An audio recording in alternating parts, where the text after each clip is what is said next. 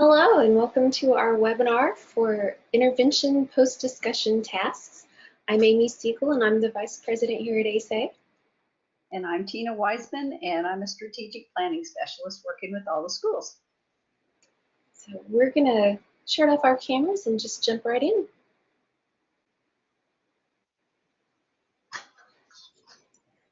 A very important note to please work in order. If you haven't seen the pre-discussion and discussion video first, you're going to want to do that. So I will put a link in the description below.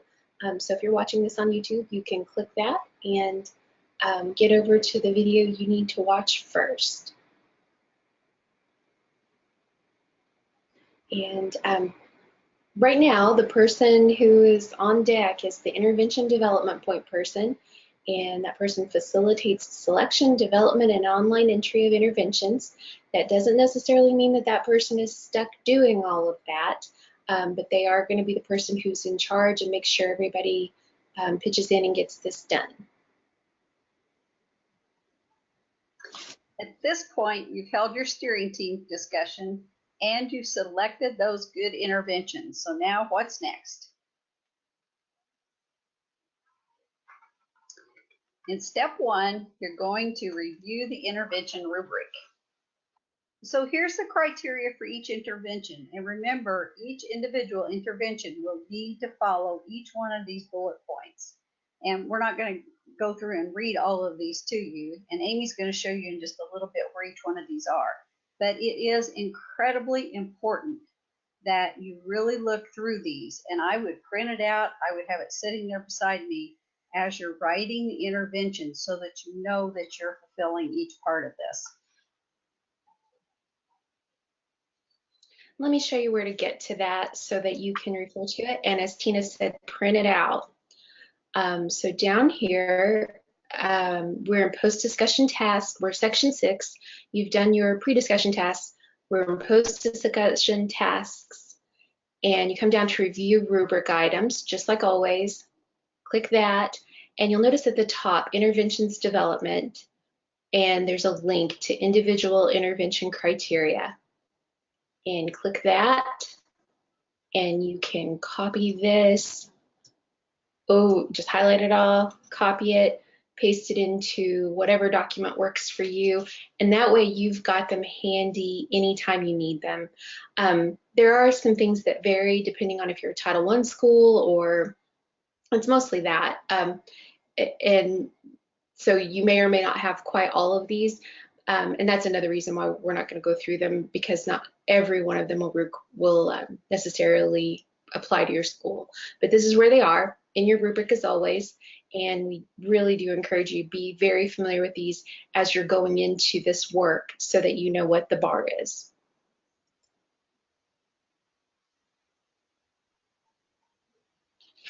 Then you get into step 2 and you're going to develop the intervention components. The intervention components consist of 3 parts: a description, external expectations, and then the initial preparation. And part 1 is a description. And there are 3 tabs, which Amy will obviously be showing you that too. But within this tab, it is a title. And then it's a description of the intervention. Then it's going to have what is the root cause association.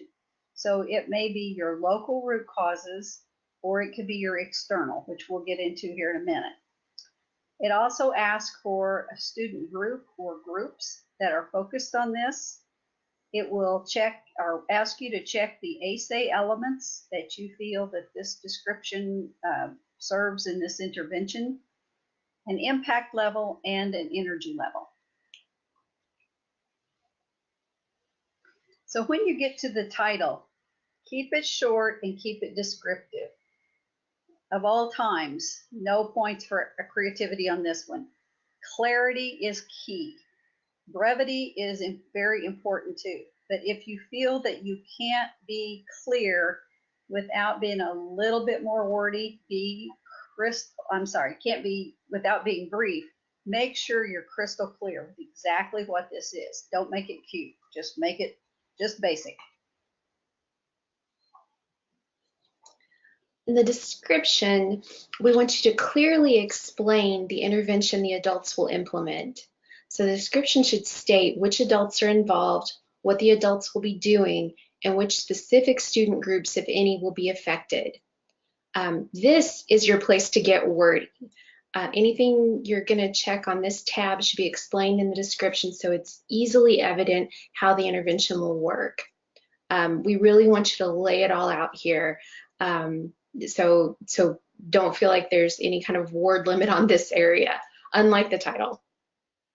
And there again, remember that this is what the adults will be doing. So make sure you write it from that point of view. Okay, then you're going to get into your root cause connections. And so you're going to have at least one root cause or external expectation must be checked on this. And so be certain that the intervention will work toward eliminating the root cause. Because remember, unless that's all very closely connected, that achievement data won't wiggle. It just won't move because there's no reason for it to. So make those check marks very carefully. If an intervention doesn't directly address a root cause or an external expectation, don't check it. If I see it's way out in left field, I'll send it back because you want it to be just as close as possible because you've got the root cause, you put in the intervention, eliminating this root cause with this intervention is going to make that data move. So don't get too broad with this.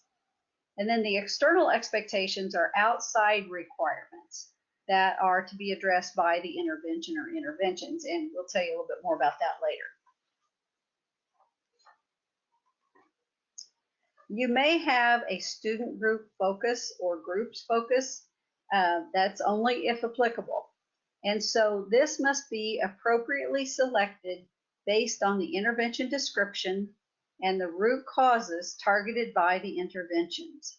And of course, some interventions will affect all students. Perfect example of that is attendance. That's one of the external expectations, rules and regs.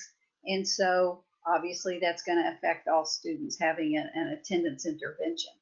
So just, there again, just really get to the chase on these, make them crystal clear, very basic, and that you'll be much happier with them. And then we get to the ASA elements. And there again, these must align with the description. Does the intervention address any of the following? When you read the description of the intervention, you ask yourself, would this qualify as adults having expectations for students? Or curriculum? Is it curriculum based? Is it instruction based? Is it assessment based? Sometimes you can have all three or all four of these, but be very careful and ask yourself those questions. It may be an extra time, extra help intervention. It may be something that offers student guidance. It may be something that affects the learning environment. So there again, look through each one of those, work as a group, question those out, and then see what you come up with. Okay, then we get to the impact level. This may be a little bit confusing at first, but if you just look at this slide and have it in front of you, I think you'll be fine. A high impact intervention is one that is right inside the classroom and something like a series of lessons on ratios. So if that is the math lesson or the math section that you're going through with this intervention, and it's just specifically on those ratios, that's high impact because it's inside the classroom and that specific thing is going on. You may have a high impact outside of the classroom, and that's like after school math tutoring or something. It still has a very high impact. It has a lot of good stuff going on there, but it is outside the classroom. It may be after school in this case. Then you also can have low impact, and this is something that you have less control over. You want the intervention in place, but you know that it's not going to be right inside your classroom. So an example of that would be having community mentors. you're not going to be able to control everybody by saying, you know, you have no choice, you have to be there. People are adults, they're going to be there because they want to be. So you can't really count on that with, you know, don't put all of your eggs in that basket. That is more of a low impact. A lot of times, Tina, we see that those low impact are good mood lifters, or they're nice feel good interventions, but they're not necessarily getting at academic achievement. They might support and you know, they certainly don't hurt anything, but they're not really getting at those meaty parts of like curriculum and extra help, like, you know, like the more high impact do. The high impact need teeth. They really need teeth. Absolutely. Then we're going to look next at the energy level. And the high energy is going to engage all the educators in a major way. So there again, if you have something that's going to affect every educator in a major way, I would say, you know, obviously this would be a high inside more than likely. A medium energy will engage many of the educators in the building in a major way. So not all, but many, several, a medium amount. And then low energy is going to be a lower number of educators in a major way, or it can engage all the educators in a minor way. So you can see it's just kind of like a thermometer. If it's low, it's going to be either a few people in a major way or everybody in a minor way. Medium, many in a major way. And high, everybody in a very major way. And then you can have sometimes a low energy continuation. It used to be high energy, but it's on low now because you don't want it off. You don't want it off of the burner here. But it doesn't have to be the front burner. So you just want to keep it out there so people remember it, that it's there. And there again, it's usually an intervention that was initially implemented to address an external expectation. When Amy gets into those, you will see exactly what we're talking about by the external expectations. So let's switch over and do that. Come back to our online system, and we're going to look at entering our interventions. So that's step 2, and we click on the enter button. And I've got one intervention entered, and we'll go ahead and look at that. Okay, so as Tina mentioned, that there are 3 tabs that we're going to complete. The first is description, the second is external expectations, and the last is initial preparation. We're just going to look at description right now. So we have our title, and in this case, we have a new attendance policy. The description should be much lengthier than what you see here. This is just something we typed in very quickly, so we would have a little text here. We really want to know what's going on, who's involved, how this is going to be implemented. This is where you're really spelling out what's going on in your intervention. And we also will look back to that. If you say that it affects the root cause, we should see something about that root cause reflected in the description. If you say that this is high energy, we should really see how all adults, how all educators are affected by this, how they're going to be involved. So, you know, your description really should support everything else you're saying. The root cause row, this lists the root causes that you entered. I believe that was last month. And so you'll have your root causes. In this case, attendance is low, and that's why we're implementing a new attendance policy. The student group focus. In this case, the question here is, does this intervention specifically address the student group that appears in parentheses after any root cause that you checked above?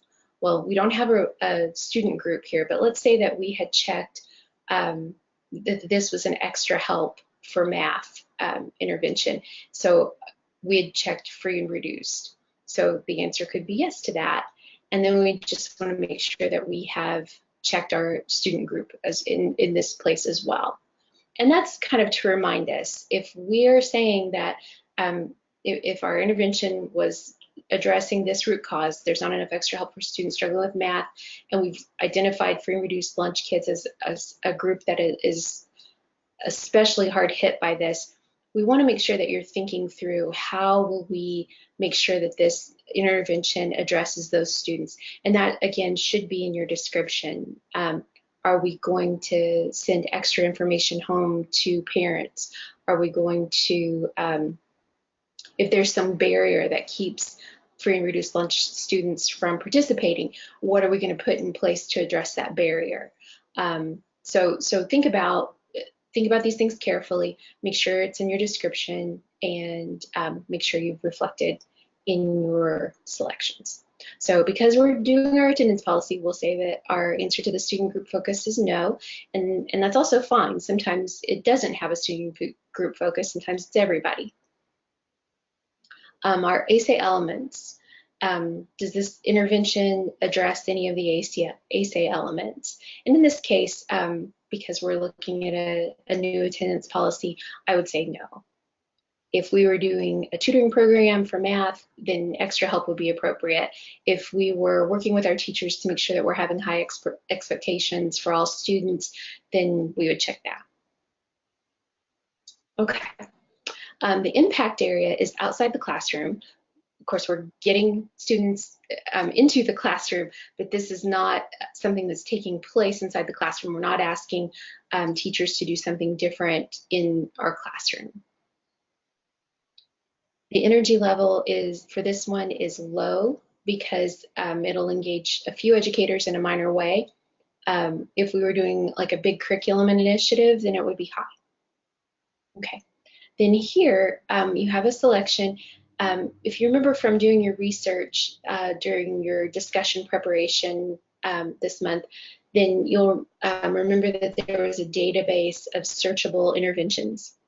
If you do not want to include this intervention in that database, you place a check here and we'll leave it out. So if it's something that you don't feel like it's ready to share, go ahead and leave it out. If it's something that you think it will be could be something helpful for other schools, go ahead and put it in. And then once everything is completed here, we click entry for this tab is complete and save. And now you'll see that I have a check mark for description. And that just lets me know when I come back to this, if for some reason, we're not moving right on to external expectations, that lets me know the description is done and I'm ready to go over to external expectations. Okay. So we'll flip back to our presentation. And yeah, that brings us to part 2, the external expectations. In this section of the steering team is going to determine which external expectations are met by the intervention. External expectations are determined by the selections made on the SIP uses page. That's back in section 1 of your VTA process. And these include Indiana rules and regulations. We also have a special section. There's some overlap between Indiana rules and regulations and Title I school-wide if you're also Title I school-wide. Then we have things that are only Title I school-wide, and then we have Title I targeted assistance schools. You'll notice that we do not have TSI and CSI on this list. You will need to make sure that you're crosswalking with TSI and CSI expectations and make sure that those are in your plan. Okay, a quick glance at the Indiana rules and regs. Attendance, of course, like we mentioned earlier, K-12, offering AHD and Core 40 courses, and that is in grades 8 through 12. Cultural competency, and clue in on this one, it's cultural competency professional development interventions in accordance with the Indiana Cultural Competency Plan. This is the one Indiana rule and reg. When you do an intervention, automatically you're going to be expected to do professional development. So always keep that in mind. They go hand in hand. Technology is a learning tool, K-12. Indiana graduation plan, as we all know, starts in 6th grade. So if you have a 6th grade in your building, that will be part of your description. The reading plan, as you all know, is a K-5 program. The high ability plan, K-12, and then the Indiana School Technology Plan is K-12.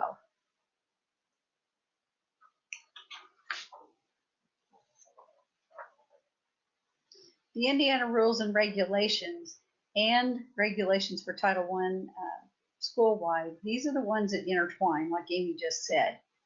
Parent involvement is one. So if you have something that is a parent involvement intervention, or it serves this purpose as far as a root cause, and we consider these root causes as well, then when you check this one, it's going to cover both of those areas. And then the same applies for your safe and disciplined learning environment, and that is your Indiana Student Behavior and Discipline Plan. So some of these are just, they're cut and dried. So that's, some of these are just, you already have these things in place, you're just going to tell about what you're doing with them.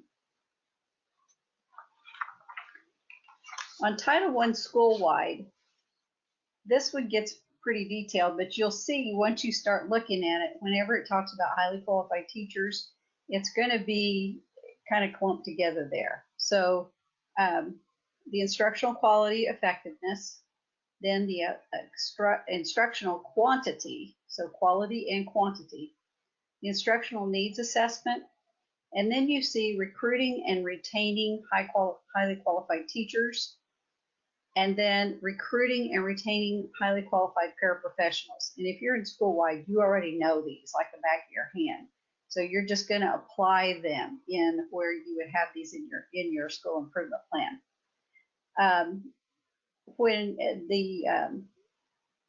the process of notifying parents if a teacher or teachers are not highly qualified, assigning only highly qualified teachers to the lowest achieving students. There again, these are all rules in Title I that I know you're very well aware of. Your transition to elementary school, a lot of times that's going to be your kindergarten transition to middle school, and transition to high school. So you could just work those as you normally do. I mean, your day already possesses these, so it's not going to be, shouldn't be anything new. If it is, then it's definitely time to hop in on these. Title I school-wide, there's a few more. You have your transition to post-secondary career. Team selection of assessments based on student performance, process to identify students not passing state standards, thematic integrated instruction designed to accommodate various learning styles, and then, of course, the opportunity for students who are passing and advanced to have extra projects, assignments, and experiences. When you get to Title I targeted assistance, you see the list is much shorter.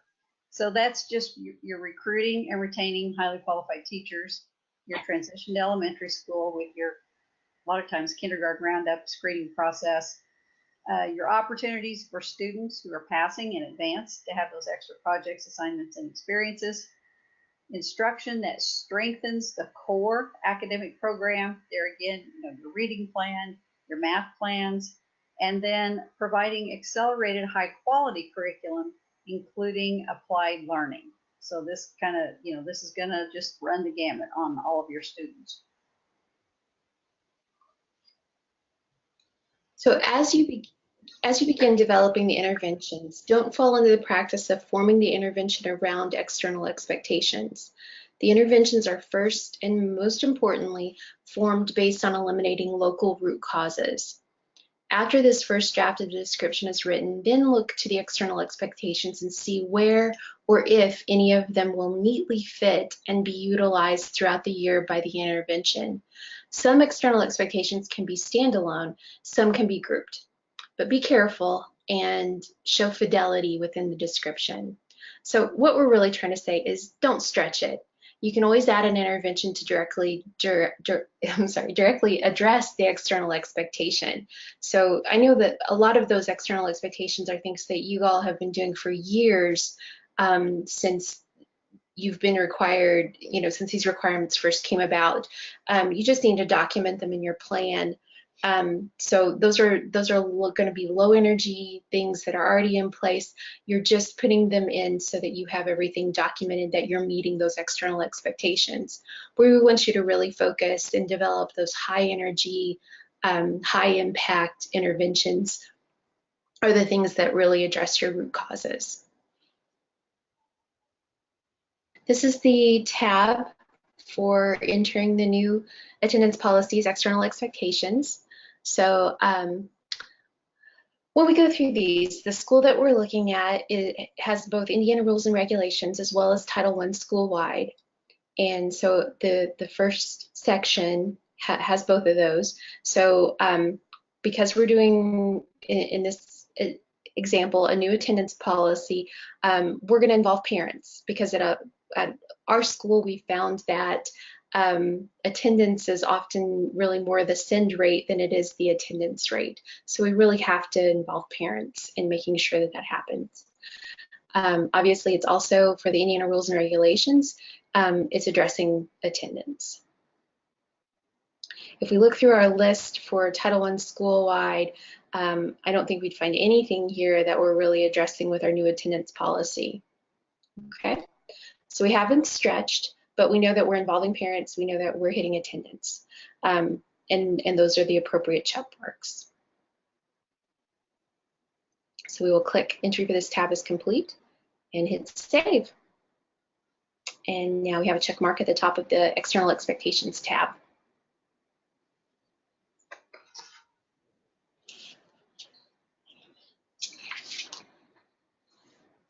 And then, so that brings us to part 3, the initial preparation. Now that the title and description have been written, and the root causes and external expectations have been identified as needed, as is appropriate, the steering team will begin planning for successful implementation on the initial preparation tab. That's going to include the person responsible, implementation dates, and additional intervention development needs. And let's get into those details. So first of all, you're going to look at your person responsible. And of course, we know the buck needs to stop somewhere. So this person will make sure that everyone else involved gets their part done. So you just simply type in who will be the person to oversee the implementation of this intervention. And be sure and let them know. Sometimes that might happen. I know it won't with all of you, but sometimes it gets slipped up. Implementation dates, these don't have to be set in stone. We're not going to come back and say your plan is a complete failure because you've got a date wrong or something. If I'm going through and I see you've got a date and it's set like for the 4th of July, I might question you on it just because it was probably a typo. But we're not setting these dates in stone. These are your ballpark days. And so sometimes it can be ongoing. So it's still, it's been going on. It's continuing to go on. Attendance there again, perfect example of that. You can also choose an intervention will occur on a calendar date. And then if you have more than one occurrence, you can add a calendar date for each of those, which I'm sure Amy will show you here in a minute. And then the intervention date is to be determined.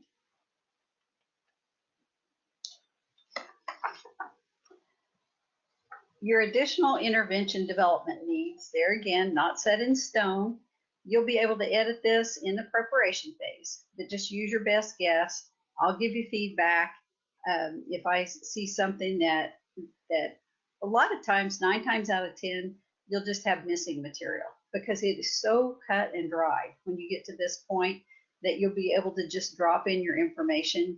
So most of the time, the only reason I would return it is if you have you just left something out. So first of all, you will see an intervention evaluation. And there again, it's always a good idea so that you know down the road if the intervention is successful, and you have to constantly evaluate.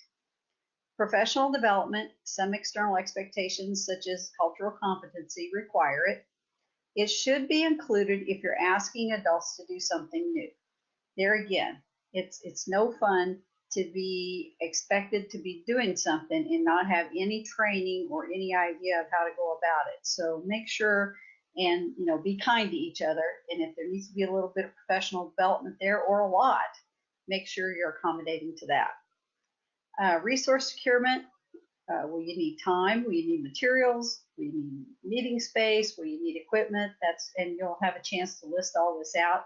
And it's really kind of handy because you're making your own shopping list here for these things. And so you'll have this all in one kind of one-stop shopping as far as looking at all this information.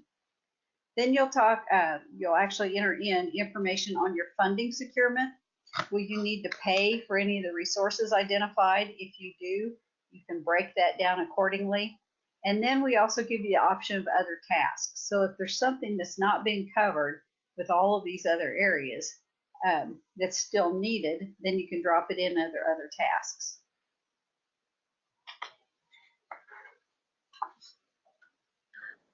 As you enter each intervention, submit them for review, and I'm going to show you how to do that in just a moment. Tina looks at these interventions as they are received. So if they go into a queue, and she looks at them in the order that they come in. Be sure to look for feedback. She's going to be going through these as quickly as possible and getting you feedback. If anything is needed for revision, if something wasn't clear, if something didn't make sense, if it looks like you might have left out a planning area, then she'll get back. She'll make sure that you have the feedback and know what to do. Go ahead and edit as needed after you get your feedback and resubmit. Most of all, don't get discouraged. This is your first time submitting interventions, and we want to set you up for successful implementation next year. If you feel like we're being picky, or if you feel like Tina's being picky, I just want you to know and never doubt that she is only telling you something that we've seen schools trip over down the road.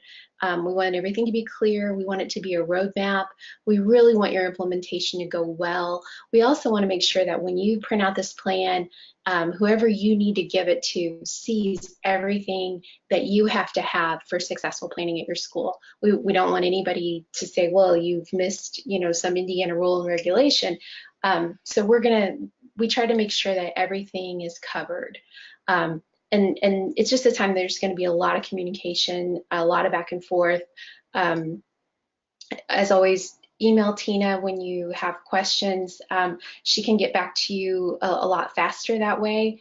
You can also set up, especially on those Wednesday evenings, take advantage of those and schedule some time to talk to her if you need it. It's just a really good time to take advantage of having a support person who's dedicated to making sure your plan is successful. So those are just our little tips as you're entering your interventions. So we'll go back and look at initial preparation, and then we'll look at submitting. So in this case, the person responsible is me, Amy Siegel, and I am aware of that. The implementation dates, we'll say that the date is to be determined. When you get into the next phase of this, the preparation phase, then you can get more solid with your dates. If you have an idea, though, it's kind of nice to put in, like, we're pretty sure that we're going to start this on, at the beginning of August. Go ahead and put that in so that you have it for later. If we did have a date, let's say that we knew that we were going to be doing something with this on September 3rd.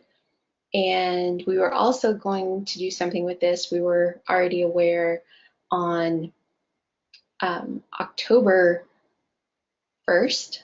That's how we put in an extra date. And I can add as many dates as I have. So again, at this stage, we're really just looking for a ballpark. If you have some ideas about that, go ahead and put it in.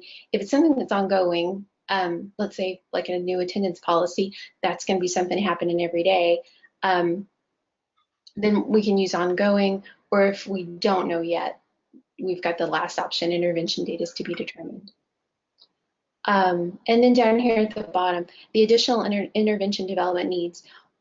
You can edit this when we get into preparations. Really what you're doing is setting up your tabs for this next step that we're talking about, preparations. So in this case, we want to evaluate, when we put this in place, did it make a difference? We want to be able to look at data. If we need professional development, we need resource securement and funding securement, we want to make sure that we've checked everything that we're going to need to set this up and make it successful. And when we've finished, we, as always, click entry for this tab is complete and save. And now I've got check marks across the board.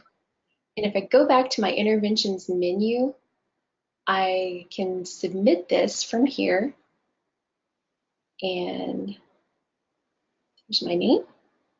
By checking this box, I'm confirming this intervention is ready to be reviewed. And I submit. I go back to my menu page. It now says submitted.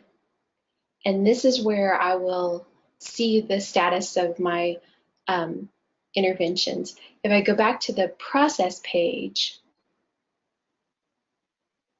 and scroll down to the post-discussion tasks, I can now see that I have one intervention submitted. When Tina reviews that, whatever the status is, it'll update and say it might be one meets criteria or one needs revision, one meets criteria, see comments, whatever it is, it'll tell me what my count is here. I can click on it, and then I'll be able to go to the rubric and see her feedback. And this is also where I'll return to edit. Okay, so we have one submitted. What I want to show you next, actually, let me make sure that that makes sense. We're going to go ahead on to the next section, and we'll be talking about the rest of these. Oh, yeah, sorry. Here we go.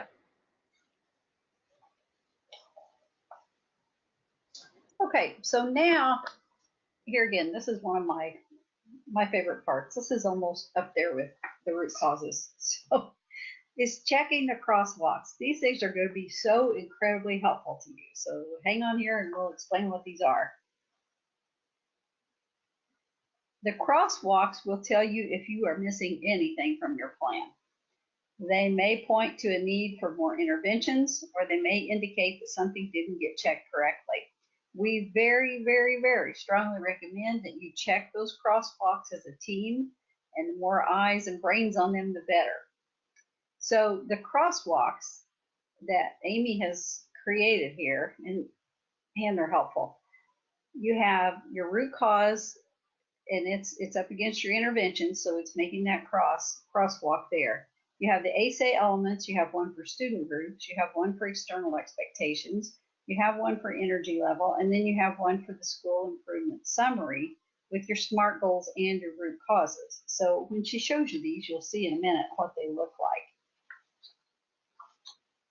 We'll pop right over. Right now, you're going to notice that you cannot submit your crosswalks, but you can look at them. And we do that on purpose. As you're working, we want to make sure that you're getting everything in that you need to get in. So if we were doing school improvement planning as a team right now, Tina and I would be checking on our crosswalks as we're getting our interventions developed, just to make sure that we're seeing those build.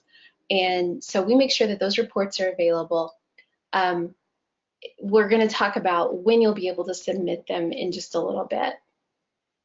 So let's take a look. Everybody has the root causes interventions crosswalk. Click on that and it opens a report, and this lists the root causes across the top. It also gives you the full text in case any of these were too long for us to put up here. So you've got the full text of your root causes. Then it lists the interventions we've entered down the side, and then it shows, because we only have the one and it is only addressing the one root cause, we're seeing that this root cause is being addressed by an intervention. When we start to get this really filled in and we have all of our interventions in, we should make sure that yeses are across the board. We want to make sure that every root cause has been addressed by an intervention. And that's pretty much how I think all of the crosswalks work. In this case, we're looking at the ASA elements of high achieving schools and then the interventions down the side. Right now, none of our interventions are addressing the ASA elements of high achieving schools. So we would probably want to think about that and make sure that we're doing something that's got some meat to it, because we know that those things are effective. We want to look at the student groups and the interventions crosswalk. Okay, so what you're going to see here, some of your student groups are going to be in orange. And down here we have a key that tells you why. These are the student groups that we want to make sure that you're addressing, because these were student groups identified in your root causes as being affected more than others, or they were mentioned in at least one of your SMART goals. So if we had a SMART goal and it said that, I pointed out that our males were not doing as well as females, or vice versa, then those groups would show up, or one of those groups would show up on this report for sure. So you don't have to address every single student group. You might not even have every single student group, but you do want to make sure that the ones that are showing up in orange on your report have a yes. And if they don't, then we probably need to either look at, is there an intervention that we can tweak and make it address that student group, or do we need to develop an intervention to address that student group? External expectations. This one is a multi-page report. We start with Indiana rules and regulations, and again, we're listing those across the top. If they're long, the full text gets listed below the table, and you're just wanting to make sure that each of those external expectations is addressed by at least one intervention. In our case, this school is both the Indiana rules and regulations and Schoolwide, Title I Schoolwide. And again, we're going to need to make sure that at least one intervention is addressing each of these external expectations. And if it doesn't, does it make sense for one of our interventions? You know, should we have checked something off in one of the interventions we already have, or do we need to document something we've been doing? So in this case, let's say that recruit and retain highly qualified teachers. Well, that's something we've been doing for a long time. And if we had a no here, it probably means we need to go in and document one of our interventions that we're already doing. Tina, do you have anything to add to that about external expectations? Crosswalk? Not really. There again, just don't get click happy with those, because since they're external expectations, you know, they are expected, but there again, I would be really surprised if the school weren't already putting these into place. You just need to tell about it. Yeah. So when we look at your energy level interventions crosswalk, that's just making sure you're not overloading. If you've got 15 high energy interventions and only 15 people on staff, Tina's probably gonna give you a holler and say, I think you might be taking on more than you can chew here. So it's just to help you all realize how much are we really putting on our plate. We know that you're going to have, because of external expectations, we know that you're going to have probably several low energy. Those are things that are being continued. But if we saw a lot of high energy, we might need to think about prioritizing and seeing what can we do in the coming year realistically, and what do we need to maybe wait until wait for subsequent years to start implementing. In number 10, we're looking at the School Improvement Plan Summary, which has your SMART goals, your root causes and interventions crosswalk. And so here we have the general root causes that affect all SMART goals. And then we list each of your SMART goals and then the root causes that you identified for that SMART goal. And then we just show where you're addressing that. That just it's your big picture. It's kind of bringing it all together so that you can see, for example, which interventions are affecting each of the SMART goals. So this is your big picture. Okay. So those crosswalks, again, we think they're very useful. We really want you to look at those ahead of time, and then go on to the next step we're about to talk about, which is step 4. And in this one, you're going to confirm that all the interventions have been entered. So now, after you've thoroughly checked the crosswalks and you feel that you have addressed all the root causes, that you've focused on student groups, you've identified in root causes and SMART goals, that you have met all external expectations, and that you have found an appropriate level of energy expenditure on each one of those, then be sure to confirm that all the interventions have been entered, and that is step 2 in the post-discussion tasks. Let's take a look. So up here, we do put this before the crosswalks, which it's just kind of hard to know exactly where it needs to be. But you'll see, once you've entered all your interventions and all of them meet criteria, and you've been through your crosswalks and confirmed, that we have everything that we need, then we want to do, it's actually step 3 now. We're confirming all interventions have been entered. So we click this, and we only have the one intervention entered, so there would be a list of the interventions just so we can kind of review it before we do this. And check the name and confirm. So now when I go back to the process page and scroll down, I'll see in step 3 that I have confirmed. Okay, now reading carefully in this, Tina, can you review our one little intervention here? Sure. Okay. And then we'll move on to our next section.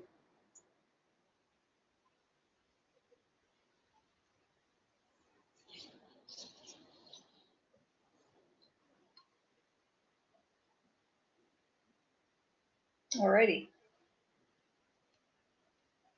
Okay.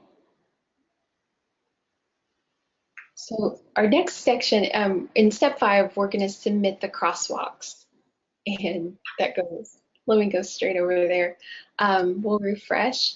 And now we see that all of our interventions have met criteria. We only have the one, and we've confirmed that we're only going to enter the one. You, of course, would never be doing that, but this is what we do for just demonstrating the online system. And now you don't see that orange text here anymore, but you do see that the submit icons are available for all the ones that are checked in all the ones that you need. So again, we probably just want to, before we submit, look those over, make sure, and then go ahead to submit and just submit like we always do. And go back to our process page. And now we see that that's submitted, just like all of, we've been doing throughout the year. The important thing is really just making sure that we've looked at those and made sure that they're all good to go. So you'll submit your crosswalks, and then you are going to submit your finalized interventions, step 6. On this one, they can be done only after you've done these 2 things. Each individual intervention has met criteria, which you'll be able to tell on your rubric, and then you have confirmed that all the interventions have been entered, because I won't know this until you tell me. So these are the 2 things you want to do, and then you can submit finalized interventions. Yeah, look at that online. That is down here in step 11, and we have a report for that. So if you wanted to look it over, we could look at our interventions title and descriptions report. We know that, as Tina said, all of our interventions, our one in this example, have met criteria, and that we have confirmed that all interventions have been entered. So we're going to click on that, submit for review, and that lets Tina know that we are done. We go back to the process page. And now we see that that is submitted. Let's look at the rubric real quick. So Tina does have a list of things that she's going to look at when you tell her that your finalized interventions have been submitted. And so she's just going to go through those. If there's anything, you know, this is kind of like the last check. A lot of these are specific to your external expectations, so you may not have all of these if you're not school-wide. So she's going to go through and just do a last check to make sure everything is there. And if anything's missing, she'll let you know and let you get those things entered.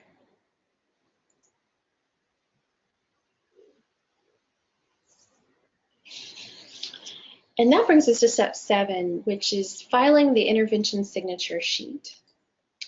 This is what the signature sheet looks like. It's going to list your interventions, and it's going to list some key groups. And this is really the start of gaining buy-in for your interventions. It's a good time to sit down and talk with important stakeholders like your superintendent and your building rep.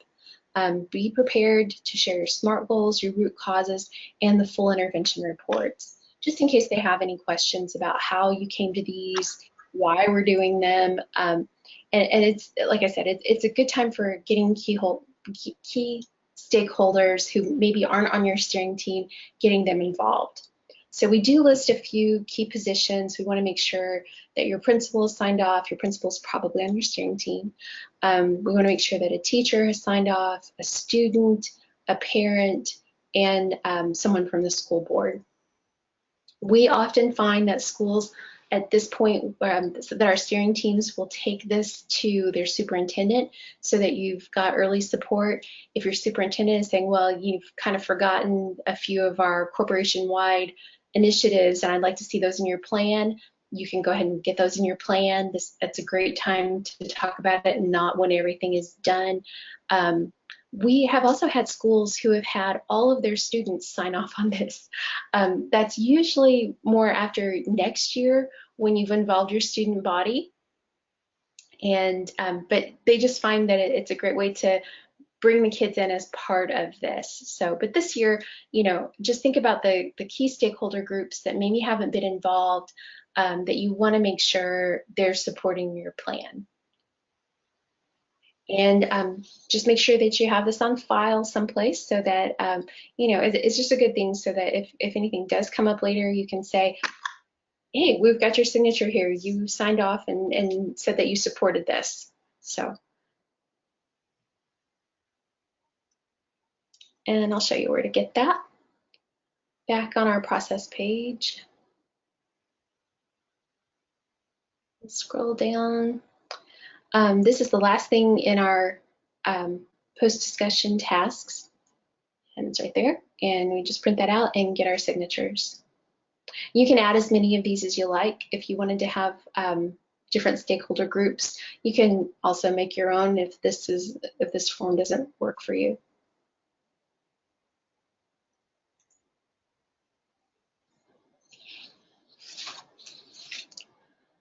So this is not the time to be shy.